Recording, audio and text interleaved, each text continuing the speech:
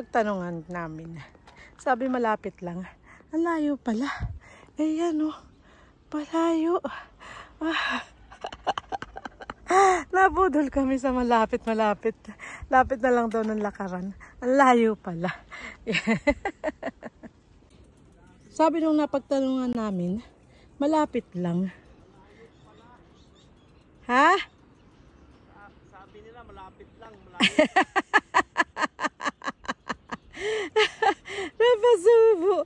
Hindi kami dito merong kasi di namin, wala pa, hindi bukas. Sarado, may fence. Oh, sabi nung matatanda doon sa bahay, malapit lang. Ang layo pala. Pag mga, hindi pa pala ito nabili ni Ayala. Ang lawak ko. Ang lawak, hindi pa nabili. Layo pala.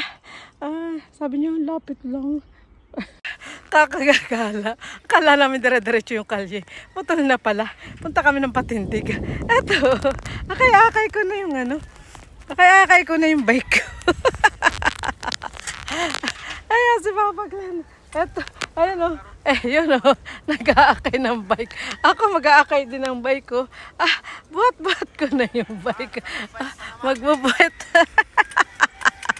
Nagbubuhat ako. Ito yung dinadaanan namin, Pilapil.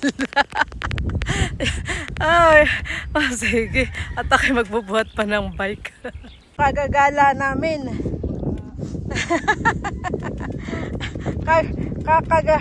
Kakagala namin wala na akay-akay na yung wala palang kalye dito. Kami naglakad lang. Naglakad. Ayan. Ay, wala pang butas. Wala palang butas, no? Ito. Sige. Hi, good morning. Dito kami sa Vermosa. Ayan.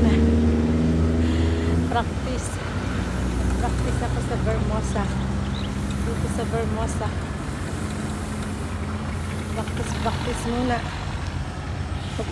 Practice lang ako at mahirap pag biglang mag-race walang practice. Yari. Baka mag-cramps ako. Hindi ko matapos yung far run. Kaya ito, practice muna. Bye-bye. Pauwi na kami.